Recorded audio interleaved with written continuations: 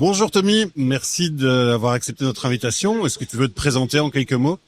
Du coup, oui, moi je m'appelle Tommy, je suis professeur de sciences, je travaille à Andenne. Je suis également formateur à l'EduLab pour Technofutur. Et voilà, j'utilise en fait le numérique depuis maintenant une bonne dizaine d'années dans mes usages. Je suis convaincu que avec de bonnes pratiques autour du numérique, ça peut apporter vraiment quelque chose. Alors ici, ce pourquoi on t'a invité, c'est pour parler de l'IA en particulier. Est-ce que tu utilises l'IA avec tes élèves? Est-ce que tes élèves utilisent l'IA de leur côté à l'école? Alors je vais déjà parler de mes élèves parce qu'en fait chaque année depuis maintenant 2 ans, donc j'enseigne en première secondaire et en fait je leur pose à tous et tous la même question, c'est est-ce que vous utilisez de l'intelligence artificielle? Et j'ai plus ou moins 80% de mes élèves qui me répondent que oui, ils utilisent de l'IA.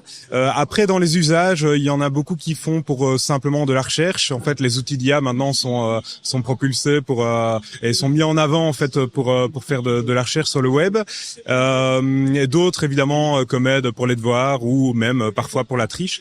Mais oui, il y a quand même pas mal d'élèves qui utilisent l'intelligence artificielle. Maintenant, moi de mon côté, je l'utilise aussi, notamment dans la préparation, dans l'aide pour préparer un plan de cours par exemple, ou dans des exercices de différenciation. Donc voilà, donc il y a des usages des deux côtés, de mon côté et du leur.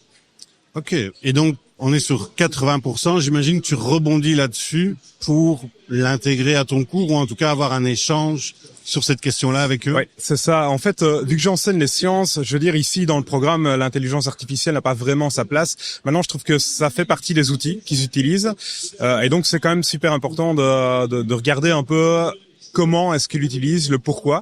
Et donc en début d'année, je fais un échange avec eux. On essaye de dégrossir un peu ce que c'est l'IA, comment ça fonctionne, les risques liés à l'intelligence artificielle aussi. Cette année, on a eu des soucis au niveau des deepfakes, donc des élèves qui pour rigoler ont pris des photos de mes collègues et ont utilisé l'intelligence artificielle pour transformer les photos, les diffuser sur les réseaux sociaux. Alors de base simplement pour rigoler, mais après évidemment ça a pris une plus grande ampleur. Donc c'est quand même super important et intéressant d'essayer de discuter avec eux de ces sujets-là. Donc je vais te poser des questions sur ton cours en particulier, mais là je rebondis sur ce que tu dis. En fait, quand tu parles de risque, c'est une approche transversale de l'IA dans l'établissement, et j'imagine que là il y a une question légale, voire peut-être même morale. Oui. Et est-ce que toi tu travailles ça? Comment est-ce que tu l'abordes? Comment est-ce que tu l'aborderais? En fait c'est quand même assez compliqué. Il faut savoir que ces outils-là évoluent très très vite et qu'entre le moment où on place un cadre et les usages qui est à côté, en fait le développement des outils va toujours beaucoup plus vite. Donc je pense que l'école va quand même réfléchir à essayer de mettre des choses en place. Maintenant, moi de mon côté, au sein de mon propre cours de sciences, j'ai rédigé avec eux une petite charte en début d'année. Qui n'interdit pas l'usage de l'intelligence artificielle, qui ne l'autorise pas forcément, mais qui essaie en tout cas de l'encadrer. Donc parfois c'est autorisé dans certaines conditions, notamment je donne un texte scientifique qui est parfois un peu compliqué en termes de vocabulaire, etc. On peut éventuellement l'utiliser pour simplifier le texte, pour le vulgariser.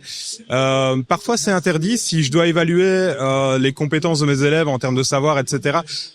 J'ai envie de savoir si c'est l'élève qui maîtrise en fait ses savoirs ou ses compétences. J'ai pas forcément envie de savoir, de voir que l'IA sait le faire. Et parfois, je leur dis vous pouvez l'utiliser, mais il y a quand même un certain cadre autour. Donc voilà, la charte est là, elle est distribuée en début d'année. Je l'envoie aux parents d'élèves aussi.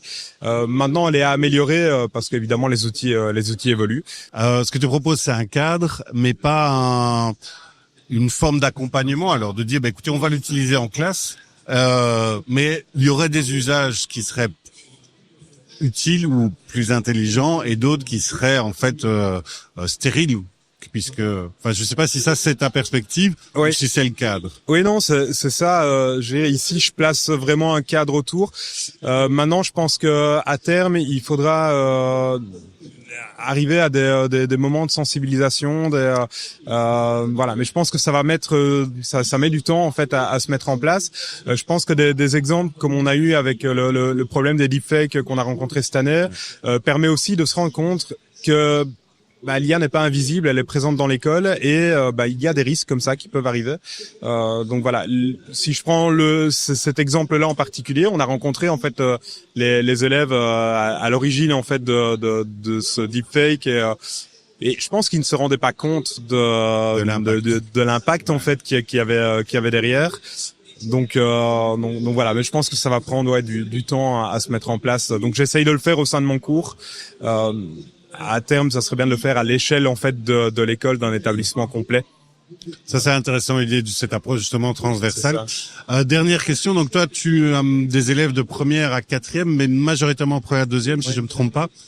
Et est-ce que tu penses que dans le cadre du cours de sciences, c'est intéressant justement un travail de conscience du fonctionnement de l'IA pour comprendre ses forces, mais aussi ses limites, oui. Et justement son utilité, voire le fait que c'est des cul-de-sac pour travailler certaines choses. Oui, c'est ça. Mais après, il faut quand même se dire que dans le domaine des sciences, l'intelligence artificielle est présente. Hein, on l'utilise notamment dans le domaine de la médecine, etc. Et donc, je pense que cet outil-là a sa place. Maintenant, je remarque que, par exemple, je vais faire un travail de recherche.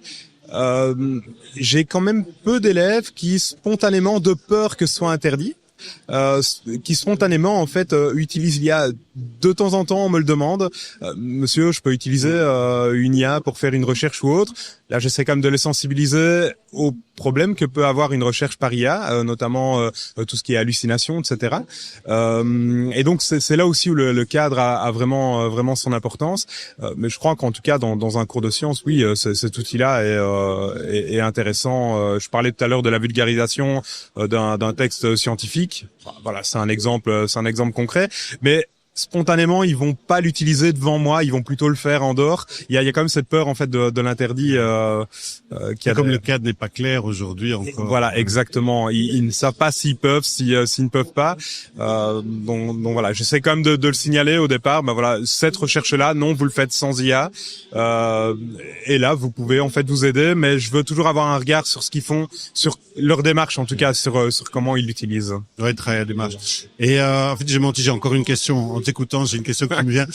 Si tu avais un conseil, et là c'est vraiment la dernière, promis. Ouais. Si tu avais un conseil à donner donc à des enseignants, enseignantes, mais aussi à tous les professionnels de l'éducation, que ce soit dans le secteur jeunesse ou dans d'autres secteurs, qu'est-ce que tu donnerais comme conseil sur leur rapport à l'IA dans un cadre éducatif?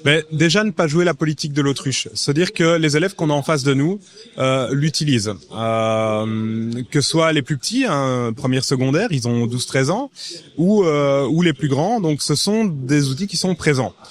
Pas forcément en classe devant l'enseignant, mais peut-être à la maison, etc. Et donc, je pense que juste avoir une heure de cours, une discussion sur l'IA, sur comment éventuellement pouvoir l'utiliser au sein de son cours. Moi, je prends le cas d'un cours de sciences, mais on fait pas la même chose avec un cours de langue, on fait pas la même chose avec un cours de maths. Donc juste avoir une simple discussion avec les élèves en toute transparence sur leurs usages et ce qu'ils font réellement de l'IA, et après éventuellement parler avec eux, essayer de les sensibiliser aux avantages et aux inconvénients, parce qu'il y a énormément d'avantages, mais il y a aussi des inconvénients derrière. Donc voilà. Super, merci beaucoup. Avec grand plaisir, merci.